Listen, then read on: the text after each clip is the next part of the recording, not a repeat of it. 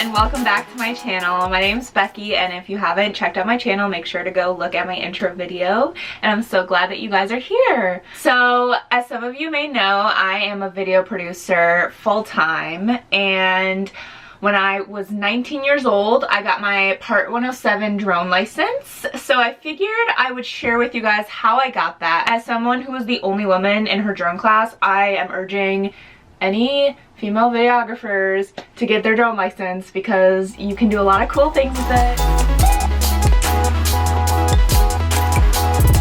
So to start off, I thought I'd give you guys a little bit of background. So I started getting into drones in June 2017. I was 17 years old. I got down a rabbit hole on YouTube of like videographers and their drone reels and things like that, and I thought they were so cool. Get some really cool nature shots, and as someone who's grown up like around nature, my mom loves nature, we've gone up to Wisconsin a lot as kids, I thought it would be cool to get one and just have some cool nature shots. I did have a job, so I had money saved up, so I was able to buy one. I bought the Mavic Pro right after I ended my junior year of high school. I remember the first time I flew it, I crashed into a tree, but it did not get destroyed, thankfully, because other than that I didn't really have much background. I didn't really know what I was doing. I still have that drone, but I flew it for fun for about a year, and then in fall 2018 I went to school, and my school happens to have a drone club, which is really cool, and I joined it, and then I got my license through that. So I had my Mavic Pro through all of that, and then about a month ago, I was doing a project for a client, and I was realizing how the photos I was taking were just like not the best quality. Like I was trying to up the quality and it wasn't working. So I did some research and found out not only is the Mavic Pro not really sold anywhere anymore, it is outdated, it is obsolete, but there's a new drone by the same company that was just released called the Mini 3 Pro. And it has 4 times as good quality photos, which I had good quality video in the Mavic Pro, but photos were just not good. So I invested in a new drone, and that's kind of where I am now. I think it's definitely worth the investment, especially because not only is it enjoyable, but you can also make money off of it doing real estate, or for my company that I work for, I can do drone videos for them as well. Also, just an FYI, you do not need a license to fly a drone. You only need a license if you want to fly commercially or make money off of flying. However, if you do buy a drone, you have to register it with the FAA, which only takes about 5 minutes. There's no test involved. It's really just like going on a website and then just like entering some information. Just a few quick rules on the test. You need to be 16 years old to be able to take the test. You have to speak English, and you have to be in good physical condition to fly a drone. So, how did I obtain my drone license? I have privileges here, and I'm very aware of that. My college had a drone club. Not only that, but I was able to take the drone class for free because my college was trying to get more people to take the test. We did a comprehensive, like 2 full days on a weekend full of just like learning all the information. It didn't even count towards college credit, but you get your license, so it doesn't really matter. For the class, it was like 1 weekend in November. We had an instructor come in who was paid to come from the school, even though it was free for us. We learned all the material. We had a little like booklet full of everything. Then I reviewed the material, and within a couple of days after our last class day, I took the test at an airport. Literally after I finished, they put the Scantron through a machine, gave me my result, and luckily I passed it. So you need an 80% to pass. It costs $175 to take as of right now. So if you take it again, you're gonna have to pay that again. Like once you pass it once, you do have to retake it every 2 years because information is updated, but you don't have to pay $175, and you don't have to go back in person. Unless if you want to, but who wants to do that? So while I took the course at my school, there are plenty of places to learn the information online. The website and company that I would recommend is Dronegenuity. It's a really good company. They have tons of drone pilots that they hire and contract across the world. They have like a serious big business, and they also want to help people learn how to get their licenses and how to fly. So after learning all of the material and the booklets that we got, I would write down the information again just on this master Google Doc of just like all the information that I learned so that I could review it.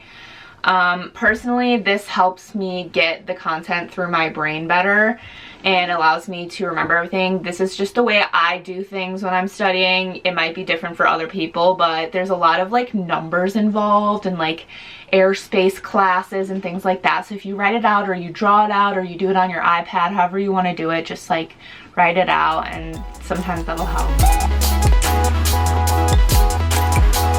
There are a couple main subsections that I'm just gonna like talk about. I'm not gonna go into detail, but these are just the main subsections of the test and of the courses. There is the FAA inspections, which is like what documents you need if you were to be inspected by the FAA, and then how to report any accident you have with your drone, because even though we do everything in our case to not have that happen, sometimes it does happen, and it's good to know what you need to do if you like injure someone or yourself. The next section is operations. Operations is visual line of sight, night operations, the different roles in a crew and the audience, because sometimes there are people watching, like if there's a drone fireworks show, or if you're on a film set and you have like a crowd that you're filming, and then also the conditions of the aircraft. So like if you have a broken wing or like a broken part, hopefully not, but just like the camera and all that stuff, the battery. The next section, which I already kind of talked a little bit about, is the airspace classification. So that's like Class A airspace, Class F airspace, notice to airmen's, air traffic control, helipads, like you are not allowed to fly near a helipad. The next one is people and property. So like operating from vehicles or over other people's property or over people. FAA waivers, so like how to obtain waivers. Essentially that's pretty much it. Emergency situations is the last section, and that's like losing your signal, having accidents with people, battery fires, drones flying off midair. Terrifying, but if you learn what you're doing, you can minimize these things. And also, like, as drones are being updated through the years, they're minimizing these risks from happening. If you want to learn more, I would suggest taking an online course, maybe from Dronegenuity or wherever you want. But this is just kind of like a summary of what I learned back in 2021, I think, or 2020 when I retook the test. Now, after that list of terms, this may all seem daunting, but if I can do it, you can do it too. Here are some hot tips for taking the test. It's multiple choice. This means some of the answers are going to look similar to each other. So my advice would be really read through the question. Once you go through the test, don't go through it again, because you'll second guess yourself. And personally, when I do that, I end up doing worse than if I don't do that. Block out a couple of hours for this test. I think it's usually about 1 to 2 hours. I'm a pretty quick test taker, but it took me about an hour. After you take the test, you get the answer immediately. If you're retaking it, it's digital, so you'll get it right away. And then in person, they just throw the Scantron through the scanner and then tell you. You don't get your physical license until a few days or weeks later, because they have to mail it to you. It's a physical piece of paper. You need to register with the FAA, so you're a part of their database. You do that online, and it's very easy. You just make an account and like say which test you took. I think there's like a number on your license so they can connect like how many points you got, when you took it, when you need to retake the test. And now you can take commercial photos and videos with your drone, and you know all the aviation rules. I hope this helps anyone who is interested in taking the test, especially women, because this is very much a male-dominated field right now. There are some women drone pilots, but for example, when I was doing my course, I was the only woman in the entire class. And there were a couple of women in my drone club at my college, which was pretty cool, but very far and few between. It was a lot of film bros. And by the way, when I say that, I'm not talking about my friends who are in the drone club. You know who you are. A lot of people think drones are a macho thing, but they don't have to be that way. But yeah, if you're remotely interested, I would say go for it. It gives you just another opportunity to make money, and it's fun. And it's not as hard as you think. That wraps it up. Thanks so much for watching. Make sure to like and subscribe. If you are interested in tech or lifestyle videos, make sure to subscribe to my channel, check it out. And yeah, that's pretty much it. Thanks so much. Bye.